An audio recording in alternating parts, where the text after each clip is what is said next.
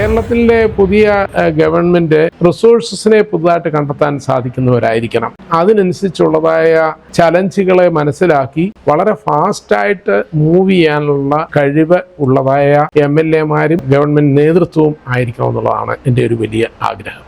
രാഷ്ട്രീയ ഇഷ്യൂസ് അല്ല നമ്മളെ സംബന്ധിച്ച് ഏറ്റവും പ്രധാനപ്പെട്ടത്. യങ് ജനറേഷൻ നോക്കുന്നത് സൊല്യൂഷൻസ് പറയാൻ കഴിവുള്ളവരാണ് എന്നുള്ളതാണ്. മിഷനറി ആയിട്ടുള്ളതായ ലീഡേഴ്സും ആയിരിക്കണം. സ്മാർട്ടായിട്ടുള്ളൊരു തിരുവല്ലയിലേക്ക് വരണം. തിരുവല്ല പോലത്തെ പ്രദേശം എന്ന് പറയുന്നത് ഏറ്റവും കൂടുതൽ NRI പോപ്പുലേഷൻ ഉള്ളതാണ്. യങ് ജനറേഷനെ ഇവിടെ അട്രാക്ട് ചെയ്യാനുള്ളതായ പുതിയ പോസിബിലിറ്റീസ് പറഞ്ഞു ഇൻഡസ്ട്രീസിലും സ്മോൾ ഇൻഡസ്ട്രീസ് തുടങ്ങാനും ഒക്കെ ഉള്ളതായ പ്രൊമോഷൻസും ഒരു റിവേഴ്സ് ബ്രെയിൻ ഡ്രെയിനോ ഉള്ളതായ നല്ല പോസിബിലിറ്റീസ് ഇവിടെ ഡെവലപ്പ് ചെയ്യണം. അതാണ് പുതിയ ജനപ്രതിനിധികൾ എല്ലാം ചെയ്യേണ്ടത്. പ്രത്യേകിച്ച് തിരുവല്ല പോലത്തെ പ്രദേശത്ത് മണി ഒരു പ്രോബ്ലം അല്ല. അതിനുള്ളതായ ലീഡർഷിപ്പാണ് നമുക്ക് അത്യന്താപേക്ഷിതമായിട്ടുള്ളത്. ആ ലീഡർഷിപ്പിലേക്ക് തിരുവല്ലയ്ക്കും കേരളത്തിനും ഇടയാകട്ടെ എന്ന് ആശംസിക്കുന്നു.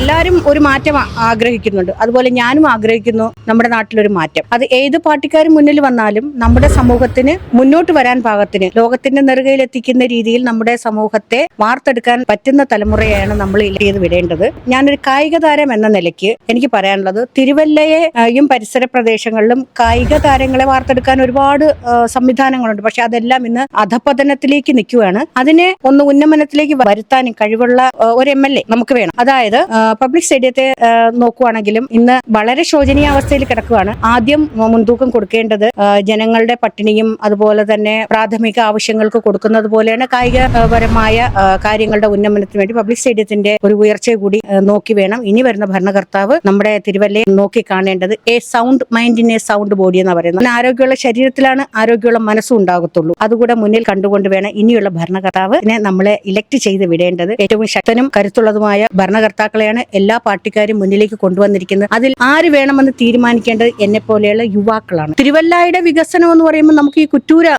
ഗ്രാമപഞ്ചായത്തിനെ നമ്മുടെ PT ഉഷ ഏറ്റെടുത്തിരിക്കുകയാണ്. കായിക രംഗത്തെ മുന്നിലേക്ക് കൊണ്ടുവരാനായിട്ട് അതികഠിനമായ പ്രവർത്തനം നടത്തുന്നു. നമ്മൾ ഒറ്റക്കെട്ടായി നിന്നുകൊണ്ട് ആരോഗ്യമുള്ള ഒരു ജനതയെ കൈകോർത്ത് കൊണ്ടുവരാൻ ഇനി വരുന്ന MLA ഇതിന് കൂടെ ഒരു ഇമ്പോർട്ടന്റ് കൊടുക്കണം എന്നാണ് എനിക്ക് പറയാനുള്ളത്. ആദ്യ MLA എന്ന് പറഞ്ഞാൽ നമ്മുടെ നാട് എങ്ങനെ നന്നാക്കാവോ, കുറച്ചുകൂടെ നമുക്ക് നാട് മെച്ചപ്പെട്ട് വരാനുണ്ട്. KSRTC ബസ് സ്റ്റാൻഡ് കുറച്ചുകൂടെ നന്നാകാനുണ്ട്. നമ്മുടെ മുനിസിപ്പൽ സ്റ്റേഡിയം അത് നമുക്ക് അത്യാവശ്യമായിട്ടുള്ള കാര്യമാണ്. കുടിവെള്ളമാണ് ഞങ്ങളുടെ ഈ തോലശ്ശേരിയിൽ ഏറ്റവും വലിയൊരു ദുരിതം എന്ന് പറയുന്നത്. ഞങ്ങൾക്ക് കുടിവെള്ളമാണ്. അത് മെച്ചപ്പെടാനുണ്ട് കുറച്ചുകൂടെ. നമ്മുടെ കുട്ടികളൊക്കെ പഠിക്കാനായിട്ട് പുറത്തു പോകുന്നുണ്ട്. നമ്മുടെ നാട്ടിലൊരു ജോലിയുടെ ഒരു സാധ്യത ഉണ്ടെങ്കിൽ ഈ കുട്ടികൾ ആരും പുറത്തു പോകേണ്ട അവസ്ഥ വരുത്തില്ല. അതുപോലെ ഒരുപാട് മാതാപിതാക്കൾ ഒറ്റപ്പെട്ട് ജീവിക്കുന്നവരും ഉണ്ട്. മക്കളൊക്കെ തിരിച്ച് നാട്ടിൽ വന്നിട്ട് ഇവിടെ നല്ലൊരു ജോലി സാധ്യതയും കാര്യങ്ങളും ഒക്കെ ഉണ്ടെങ്കിൽ അവരുടെ ആ ഒറ്റപ്പെടലും മാറും. അതുപോലെ നമ്മുടെ കുട്ടികളൊക്കെ നമ്മുടെ നാട്ടിൽ തന്നെ സ്ഥിരമായിട്ട് ഒരു ജോലി സാധ്യതയും കാര്യങ്ങളും ഉണ്ടെങ്കിൽ നമ്മുടെ നാട് വിട്ട് പുറത്ത് പോകാതെ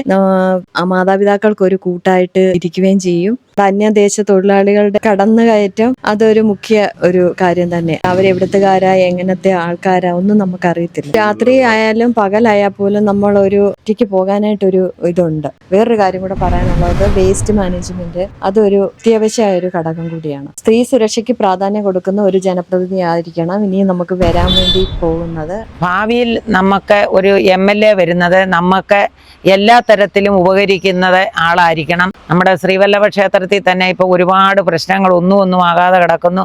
അതിന് മുൻകൈ എടുത്ത് ഞങ്ങൾ ജനങ്ങളോടൊപ്പം ഇറങ്ങാൻ പറ്റിയ ഒരു MLA ആയിരിക്കണം ഞങ്ങൾക്ക് വരുന്നത്. പിന്നെ സൈക്കിൾ പോലും കൊണ്ടുവരാൻ പറ്റാത്ത രീതിയിലുള്ള റോഡുകളാണ് ഇവിടെ. പിന്നെ സാമ്പത്തികമായിട്ട് ഒരുപാട് ബുദ്ധിമുട്ടുള്ളവരുണ്ട്. അവർക്ക് തന്നെ കഴിയാനും ബുദ്ധിമുട്ടും അവർക്കെല്ലാം കേന്ദ്രത്തിൽ നിന്ന് എന്തെങ്കിലും സഹായം കിട്ടുന്നെങ്കിൽ അതെല്ലാം വാങ്ങിച്ചു കൊടുക്കാൻ പറ്റിയ ഒരു MLA ഞങ്ങൾക്ക് വരണമെന്നുള്ളതാണ്. ഞങ്ങളെല്ലാവരും ഒത്തൊരുമിച്ച് പ്രവർത്തിച്ച് നല്ല രീതിയിൽ അദ്ദേഹത്തെ ജയിപ്പിക്കാൻ സഹായിക്കുകയും അതിനുള്ള മുൻതൂക്കം എടുക്കുകയും ചെയ്യും. This is Voice of Couture, bridging heritage and headlines. Thank you.